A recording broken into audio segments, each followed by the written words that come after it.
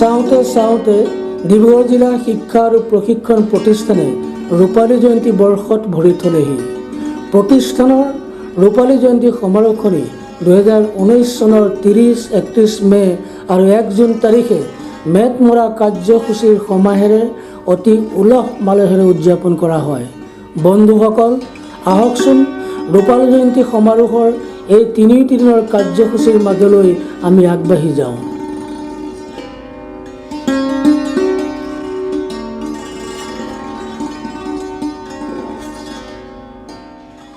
আমি আমাৰ প্ৰতিষ্ঠানৰ ৰূপালী বৰ্ষৰ প্ৰথম কাৰ্যসূচী আমি আৰম্ভ কৰিবলৈ আগবাঢ়িছোঁ।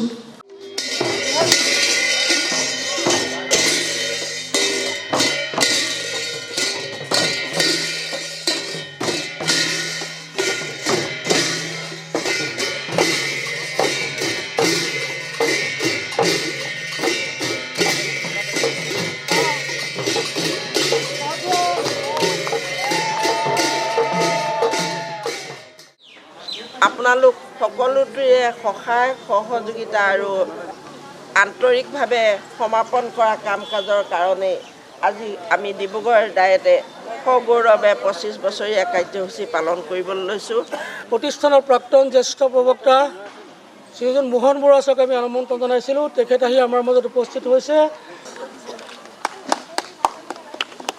বৃক্ষৰোপণ কাৰ্যসূচীত আমাক মোহন বৰুৱা ছাৰৰ লগতে আমাক সহায় কৰিব আমাৰ ইয়াতে জ্যেষ্ঠ প্ৰবক্তা হিচাপে কাৰ্যনিৰ্বাহ কৰি যোৱা বৰ্তমান প্ৰাক্তন শ্ৰীযুত শৰদিন্দু দাসদেৱে।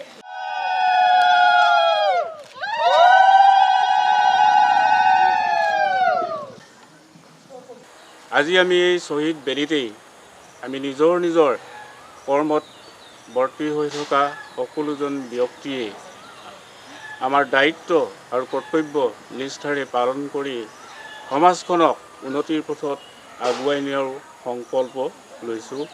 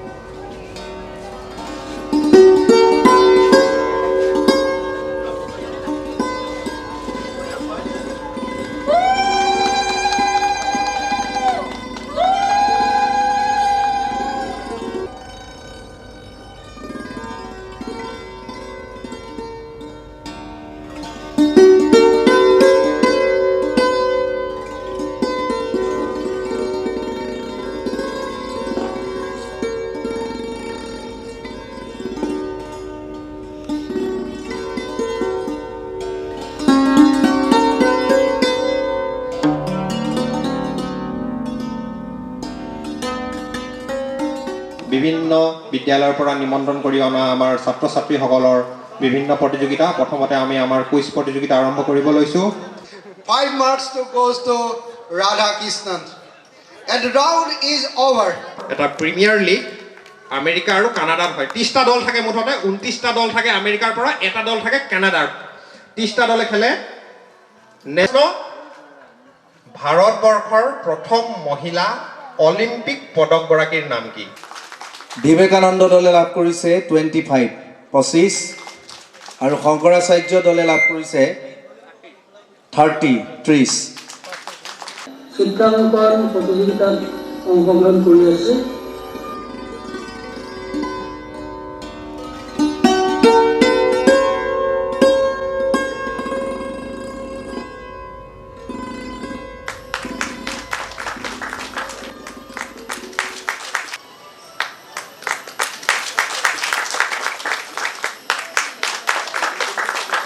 ইয়াৰ পিছত আজিৰ আলোচনা চক্ৰ আগবঢ়াই নিবৰ কাৰণে মাননীয় সঞ্চালক মহোদয়ক অনুৰোধ জনাইছোঁ।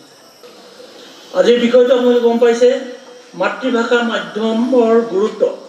মই মাত্ৰ আৰম্ভণি কৰিছোঁ এইটো যে মাতৃভাষা যে অপৰিহাৰ্য মাধ্যম যিকোনো শিক্ষাৰ কাৰণে, সকলো শিশুৰ কাৰণে, সেই কথাটোৱেই গুৰুত্বপূৰ্ণ দিশ। এতিয়া শ্ৰীযুত ফুকনে আপোনালোকলৈ এই বিষয়টোৰ ওপৰত বক্তব্য আগবঢ়াব। মই আহিছোঁ মাত্ৰ অভিজ্ঞতা লৈ। মই শিক্ষা জীৱনত বা জীৱনত যিখিনি কথাটো গম পাইছোঁ, যিখিনি কথাইনো আগবাঢ়িব লাগে বা কেনেকুৱা হ'ব লাগে, সেই অভিজ্ঞতা লৈ আহিছোঁ। মই বিষয়টো আপোনালোকে জানিছেই, এটা মই প্ৰস্তাৱনা হিচাপে অকণমান ক'ম, তাৰপাছত আলোচনা হিচাপে অকণমান ক'ম, তাৰপাছত সামৰণি বা মতামত হিচাপে অকণমান কৈ সামৰণি মাৰিম বুলি ভাবিছোঁ। এই তিনিটা ভাগত মই বিষয়টো ভাগ কৰি লৈছোঁ। সঞ্চালক মহোদয়ে ভালদৰে জানে, মৈথিলী ভাষাৰ লগত তাত সংস্কৃত মিহলাই আঞ্চলিক ভাষা, নহয়নে বাৰু গগৈদেৱ? এই ব্ৰজধামৰ সেই ভাষাটো, সেইটো এটা মাতৃভাষা, সেই শ্ৰীকৃষ্ণই গ্ৰহণ কৰিছে। ইফালে চাওক, ভক্ত প্ৰহ্লাদৰ মাতৃ কয়াধু। কয়াধু মাতৃয়েও ভক্ত প্ৰহ্লাদক কৈছে, অনেক শিক্ষা দিছে। শ্ৰীযুত ফুকনদেৱে এটা দীঘলীয়া বক্তৃতাৰে মাতৃভাষাৰ মাধ্যম হিচাপে ব্যৱহাৰ হোৱাৰ গুৰুত্ব ক'লে, আৰু ইয়াত প্ৰাক ঐতিহাসিক কালৰো কিছু তথ্য আনিলে, ইতিহাসৰ আনিলে, বহু তথ্যই ইয়াত যোগান ধৰিলে। এই অনুষ্ঠানটিৰ অধ্যক্ষা ৰুমি গগৈ ডাঙৰীয়ানী। কেৱল ভাষা বুলি ক'লে অকল ভাষাটোকে নুবুজায়, অ আ ক খৰে সৈতে আমাৰ কবিতাবোৰকে নুবুজায়। ভাষাৰ লগত সংস্কৃতি সংপৃক্ত হৈ থাকে, ভাষাৰ লগত আমাৰ জীৱন সংপৃক্ত হৈ থাকে, ভাষাৰ লগত আমাৰ কৃষ্টি পথাৰখন উৰ্বৰা হৈ থাকে। গতিকে এটা ভাষা শিকা মানে, এটা শিশুৱে এটা ভাষা শিকা মানে তেওঁ সমাজখনক শিকা, সংস্কৃতিক শিকা, জীৱনচৰ্যাক শিকা আৰু জীৱনক গঢ় দিয়া, এই সকলোবোৰ। ডায়েট ৰূপালী জয়ন্তী অনুষ্ঠানৰ সাংস্কৃতিক সন্ধিয়াৰ কলামন্ত্ৰী ৰাইজ তথা পতিবৃন্দ, আপোনালোকলৈ জড়িয়তে মোৰ ফালৰ পৰা শুভকামনা বা শুভেচ্ছা জনাইছোঁ। আপোনালোকৰ যিটো প্ৰচেষ্টা, ইমান সুন্দৰকৈ এই ৰূপালী জয়ন্তী বৰ্ষতি অনুষ্ঠানটি আয়োজন কৰিছে, সঁচাই ভাল লাগিছে আপোনালোকৰ অনুষ্ঠানত উপস্থিত থাকিবলৈ পায়। আৰু আমাৰ ডায়েটত যিসকল প্ৰশিক্ষাৰ্থী আছে, তেওঁলোকৰ এই প্ৰচেষ্টাক মই শলাগ লৈছোঁ। আৰু মই আজি এই সাংস্কৃতিক সন্ধিয়াটো ইয়াৰ যোগেদিয়ে মই মুকলি কৰিছোঁ বুলি ঘোষণা কৰিছোঁ।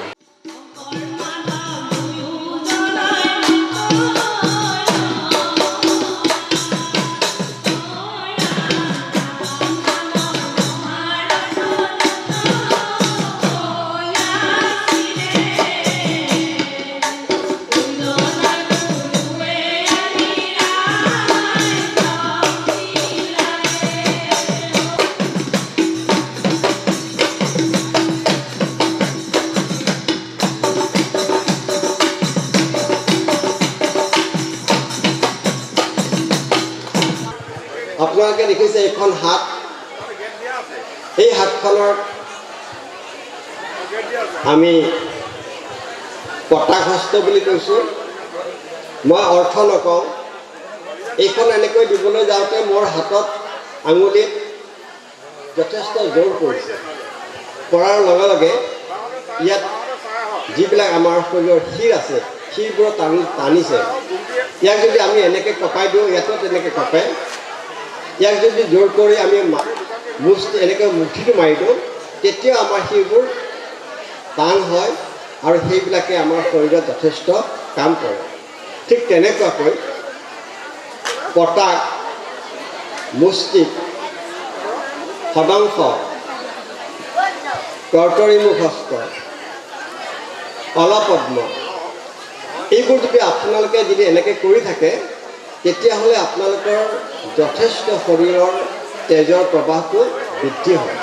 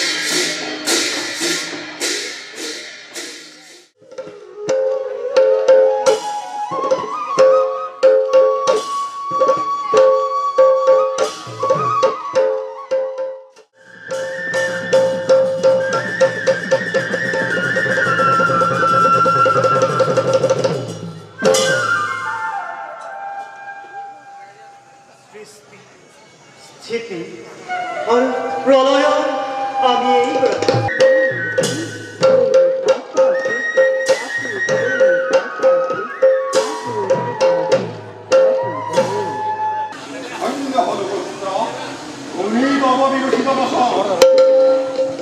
কিন্তু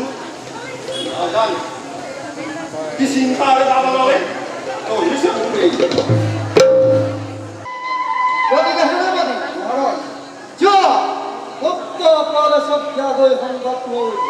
কালিলৈ ৰাজসভাত উপস্থিত হ'ব অযোধ্যাৰ এই ৰাজমুকুট তোমাৰ হিৰে কৰি কৰি খান উজলোৱা বংশৰ মান তাৰ বাবে দিছোঁ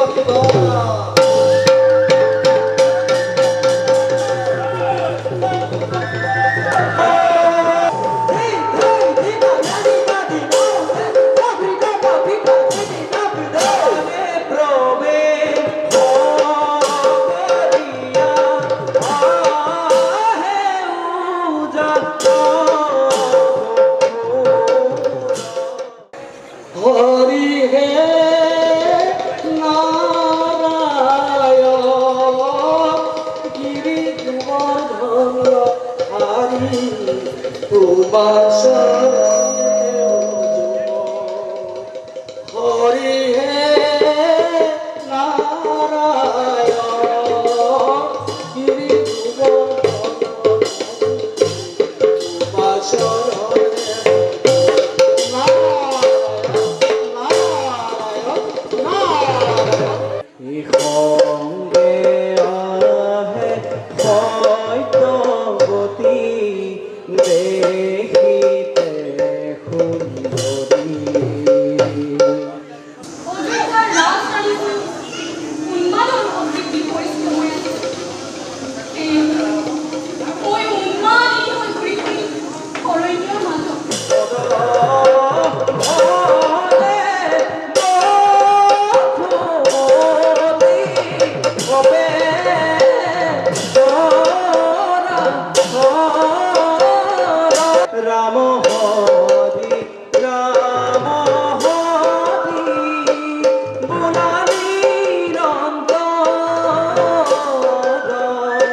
পাৰিছোঁ মুনিবৰ, আপোনাৰ কাৰণেই হৰিক চিন দিব পাৰিছোঁ।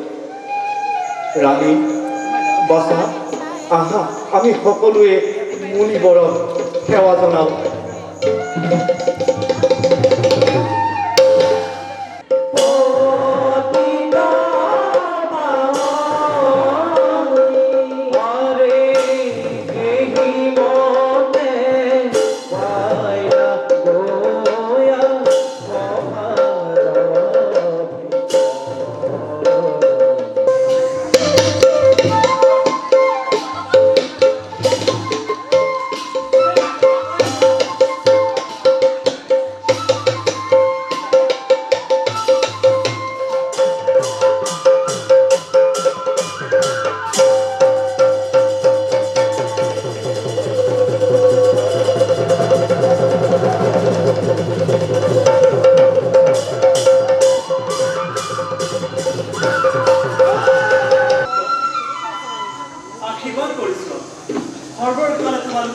মংগল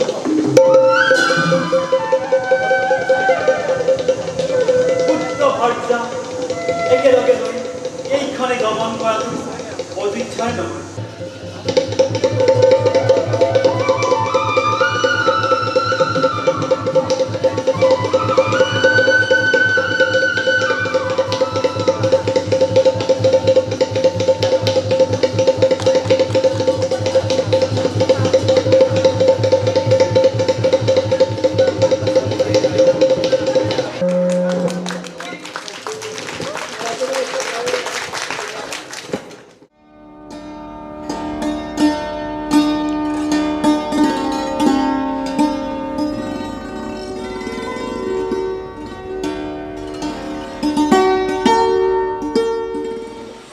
আলোচনা চক্ৰখিনি আৰম্ভ কৰিছোঁ। আমি নতুন এটা উঠি অহা নতুন প্ৰজন্ম গঢ়িব লাগিব, যিটো প্ৰজন্মই জ্যেষ্ঠজনক সন্মান কৰিবলৈ শিকে, যিটো প্ৰজন্মই সততাৰে নিজৰ কাম কৰে, যিখিনি লোকে আনক স্নেহ কৰিবলৈ শিকে, যিখিনি লোকে আনক সজ ব্যৱহাৰ কৰিবলৈ শিকে, তেনেকুৱা এইখিনি লোক আমি গঢ়ি তুলিব লাগিব। সেইখিনি গঢ়ি তুলিব পাৰিলেহে আমাৰ ভেলু এডুকেশ্যন বা মূল্যবোধ শিক্ষা সফলভাৱে আমি প্ৰদান কৰিছোঁ বুলি আমি গৌৰৱ কৰিব পাৰিম। এতিয়া আজিৰ আলোচনা চক্ৰৰ আলোচক ডাক্তৰ সৌৰভ বুঢ়াগোহাঁই ডাঙৰীয়াক মই তেখেতৰ ভাষণ আগবঢ়াবৰ কাৰণে অনুৰোধ কৰিলোঁ। প্ৰত্যেকজন ব্যক্তিকে মূল্যবোধৰ শিক্ষা দিয়া উচিত আৰু সেই মূল্যবোধৰ শিক্ষা প্ৰত্যেকজন ব্যক্তিয়ে নিজৰ ভিতৰত, যে বাহিৰৰ পৰা যদি আমি এটা কুৱেশ্যন পেপাৰৰ যদি এটা বিষয় হিচাপে যদি মূল্যবোধটো লওঁ, তেতিয়াহ'লে সেই এটা ছাবজেক্ট হ'ব, সেইটো বিষয়ত আমি সৰ্বোচ্চ নম্বৰ পাব পাৰোঁ। কিন্তু জীৱনত যেতিয়া মূল্যবোধৰ শিক্ষাৰ কথাটো আহি পৰিব, তেতিয়াহ'লে কিন্তু সেই বিষয়ত আমি হয়তো অকৃতকাৰ্যতা বা ফেইল হ'ব পাৰোঁ। এতিয়া মই দ্বিতীয়গৰাকী আমাৰ আলোচক জুৰি মোৰ একেবাৰে ভগ্নী তুল্য, তেওঁক অনুৰোধ কৰিলোঁ, তেওঁ এই শিক্ষক আৰু অভিভাৱকৰ কৰ্তব্যৰ ওপৰত হাইলাইট কৰিব বুলি আশা কৰিলোঁ। এটা সময়ত যেতিয়া আমাক সৰুতে শিকাইছিলে যে মিছা কথা ক'লে পাপ হয়, পইচা চুৰ কৰিলে পাপ হয়, অন্যায় কৰিলে পাপ হয়, সন্তানটো যেতিয়া ডাঙৰ হৈ গৈ থাকে, সি এটা বয়সত নিজে গম পায় যে পাপ বুলি কোনো বস্তু নাই।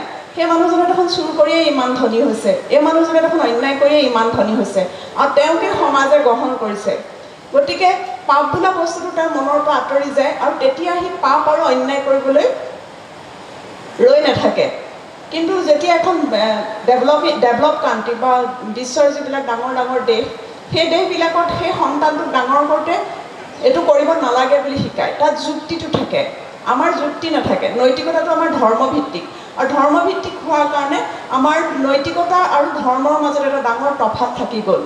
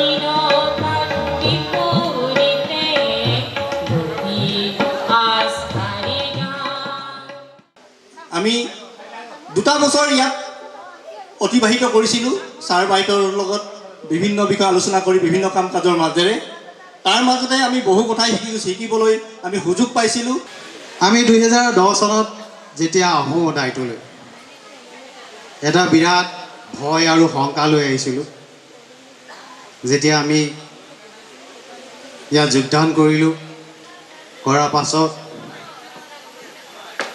2 দিন যোৱাৰ পিছত আমি অধ্যক্ষ মহোদয়াৰ পৰা যি ধৰণে এটা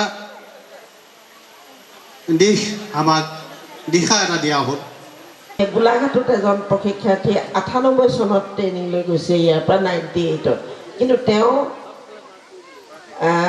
মেৰাপানীৰ ব্যক্তি হৈছিলে জাতিৰাম বৰা আমাৰ লগত যোগাযোগ নাইকিয়া হ'ল লেণ্ড ফোন নাইকিয়া হৈ যোৱাৰ লগে লগে মোবাইল ফোনৰ নাম্বাৰবোৰ বেলেগ হ'ল মোবাইল ফোনো পোৱা নাই কিন্তু মোবাইল ফোনৰ নাম্বাৰটো ল'বলৈ তেওঁ দেৰগাঁও টাউনলৈ আহিছিলে মেৰাপানীৰ পৰা দেৰগাঁও ডায়েটত পাম নেকি বাইদেউৰ ফোন নাম্বাৰটো বুলি সেইটো এটা মোৰ ভাল সোঁৱৰণি পিছত দেৰগাঁৱত নাপালে দেৰগাঁৱত তেওঁ যিজনৰ ওচৰত বিচাৰিছিলে নাপালে কিন্তু যোগাযোগ কৰি গৈয়ে মোলৈ ফোন কৰিছিলে আৰু বিহুৰ কেতিয়াবা মেজি জ্বলাবলৈ যোৱাৰ আগতে বাইদেউ মই মেজি জ্বলাবলৈ গাটো ধুই আহিছোঁ দেই আপোনালৈ ফোনটো কৰি ল'লোঁ বিহুৰ শুভেচ্ছা জনাই আমাৰ শিক্ষক সমাজৰ আচলতে সেইটোৱে সন্তুষ্টি বিশেষকৈ এটা কথাই মোৰ মন চুই গ'ল সেইটো হ'ল শ্ৰীযুত বিদ্যুৎ বিকাশ শইকীয়াই কোৱা এটা কথা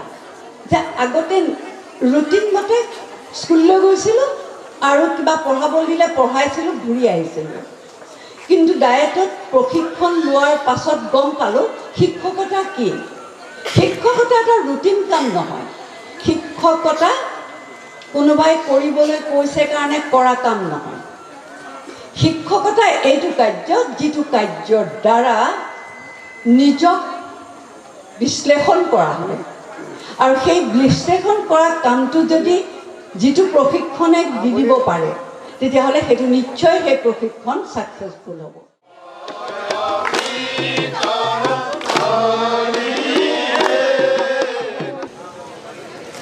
আমি এই পাশতে জিলা শিক্ষা আৰু প্ৰশিক্ষণ প্ৰতিষ্ঠান ডিব্ৰুগড়ৰ এই ৰূপালী জয়ন্তী উদযাপন সমিতিৰ তৰফৰ পৰা শ্ৰদ্ধাৰ নিতুমণি শইকীয়া ডাঙৰীয়াক অকণমান সম্বৰ্ধনা জ্ঞাপন কৰিব বিচাৰিছোঁ আমাৰ অসমীয়া জাতিৰ স্বাভিমানৰ প্ৰতীক এখনি ফুলাম গামোচাৰে তেখেতক সম্বৰ্ধনা জ্ঞাপন কৰিব উদযাপন সমিতিৰ সন্মানীয় সম্পাদক শ্ৰীযুত ভূপেন কুমাৰ দাস ডাঙৰীয়া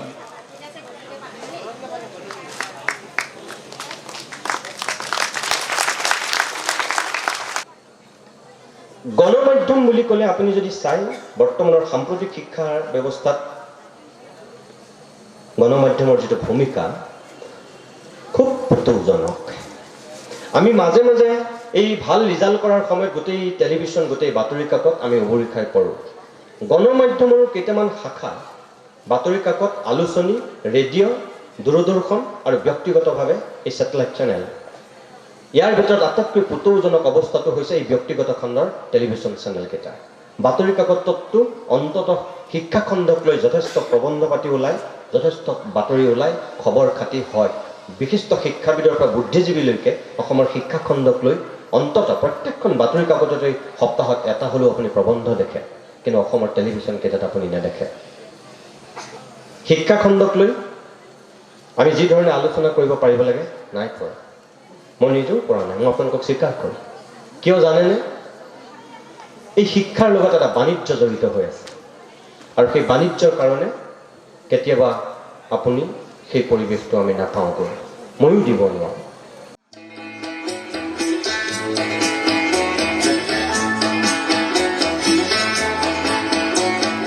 মেঘে মেঘে সাবতিলে হাসির সপন সারাতিতে ভাঙি উঠে ঐক্যবদ্ধতার যিদিনা হলো নিজে থিয় দিব পরা মেঘালয় নাম সিদিনার পরায়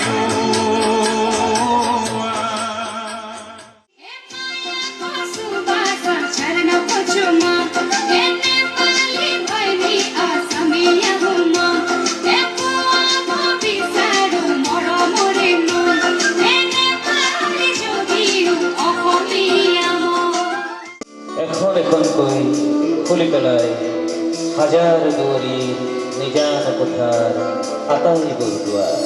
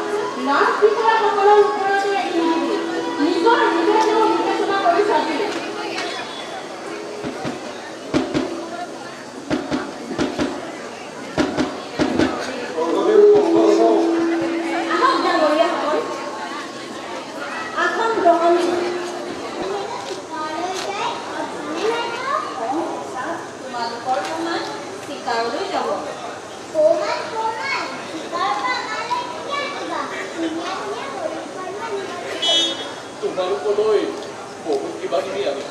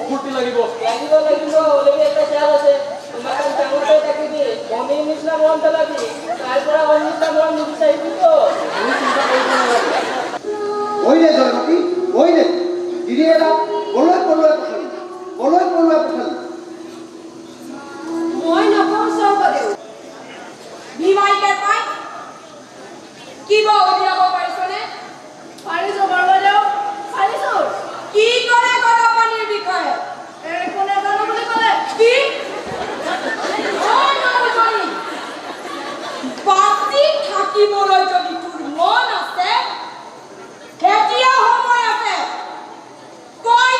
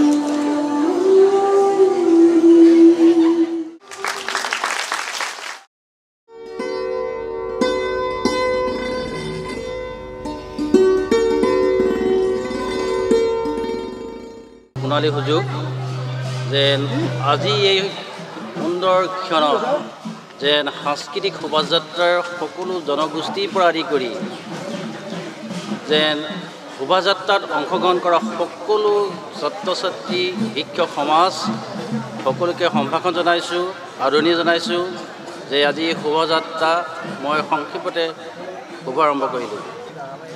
এই সাংস্কৃতিক শোভাযাত্ৰাৰ মূল পতাকা গ্ৰহণ কৰিছে আমাৰ কাৰ্যকৰী সভাপতি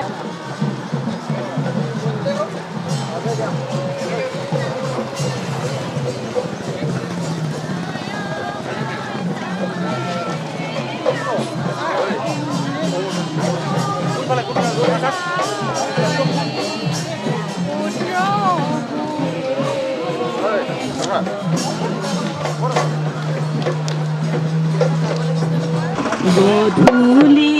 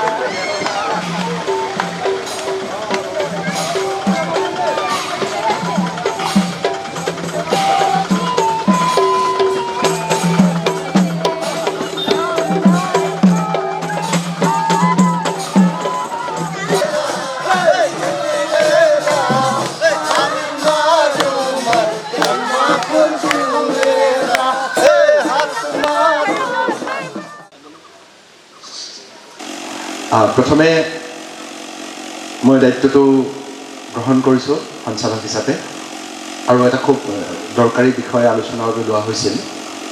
আজিৰ আলোচনাটোত প্ৰথমে আলোচনা আগবঢ়াব শ্ৰীযুত লক্ষীনাৰায়ণ সোণোৱাল ছাৰে, যুটীয়া সঞ্চালক ৰাজ্যিক শিক্ষা আৰু গৱেষণা পৰিষদ। মই ছাৰক আলোচনাটো আগবঢ়াবৰ কাৰণে অনুৰোধ জনাইছোঁ। Informations, commitment, awareness, professionality, these are all are factor responsibility for quality education. Suppose some is awareness, develop your performance level, and that is the professionalism and quality and motivation of the teacher. These are the major factors for quality education. All India school survey 2017-18 যিটো latest publish হৈছে তাত যদি পঢ়িছে তেতিয়াহ'লে দেখিব class 8ৰ ল'ৰাই class 5ৰ sum solve কৰিব নোৱাৰে। 60 to 70% ল'ৰাই ক্লাছ 8ৰ ল'ৰাই 5ৰ অংক কৰিব নোৱাৰে। ক্লাছ 9ৰ ল'ৰা ছোৱালীয়ে এটা পেৰাগ্ৰাফ পঢ়িব নোৱাৰে। গতিকে সেইকাৰণে গুণগত শিক্ষাৰ কথাটো আহি পৰিছে এতিয়া। It's a crisis, it's a challenge.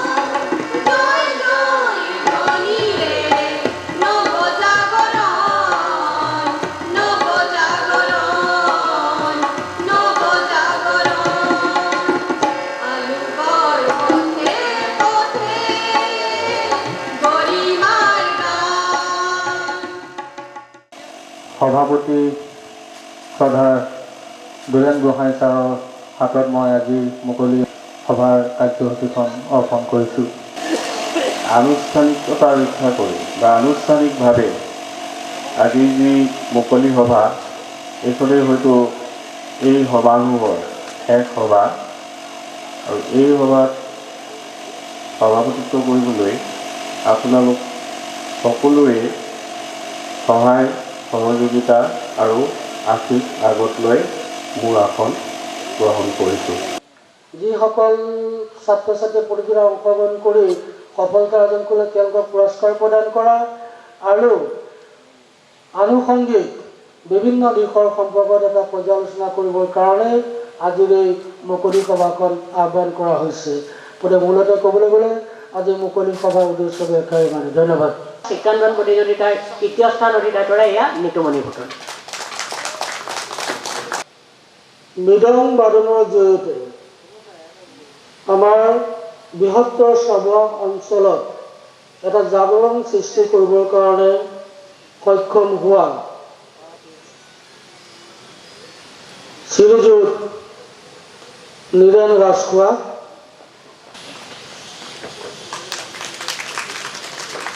আমাৰ মাননীয় অধ্যক্ষ মহোদয় শ্ৰীযুত নীৰেণ ৰাজখোৱাদেৱ,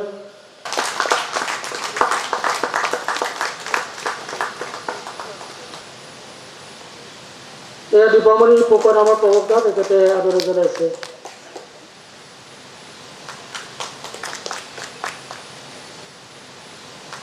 যে কিতাপ সভ্যতাৰ মান, কিতাপত কোনো এখন কিতাপত প্ৰকৃতি ধ্বংস হ'ব লাগে বুলি লিখা নাই, কিন্তু আমি মানুহে তাকেই কৰিছোঁ।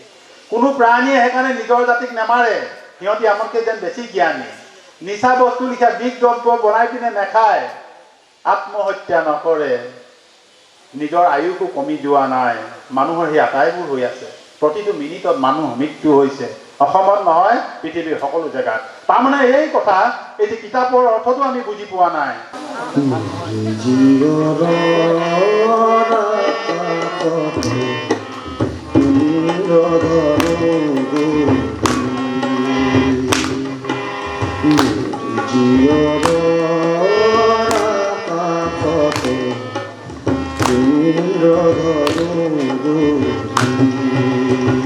সকলোলৈকে কৃতজ্ঞতা জ্ঞাপন কৰি মই ইমানতে সভাপতিৰ মন্তব্য সামৰিব খুজিছোঁ।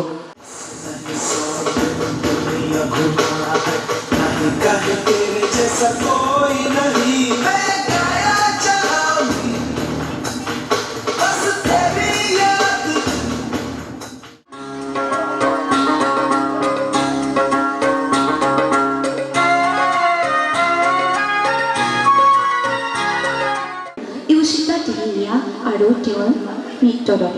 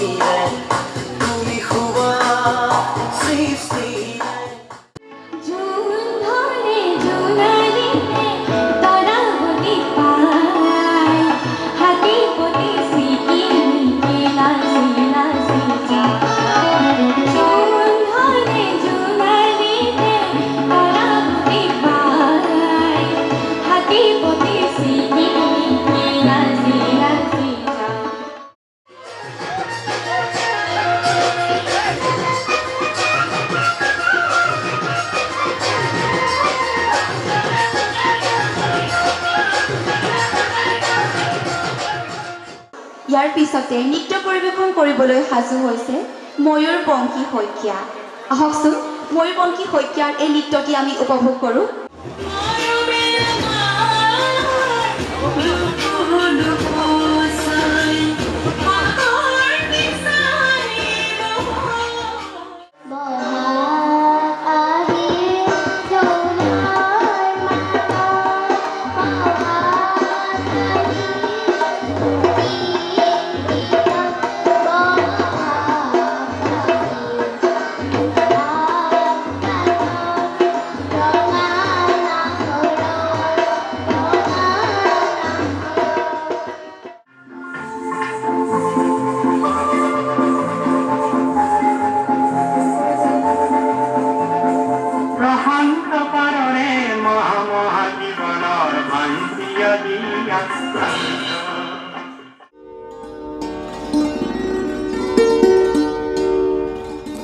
আজিৰ সাংস্কৃতিক সন্ধিয়াতে আমি উৎসৰ্গিত কৰিব বিচাৰিছোঁ চাবুৱাৰ বিশিষ্ট অভিনেতা নাট্যকৰ্মী স্বৰ্গীয় কুশল বৰুৱাদেৱৰ নামত।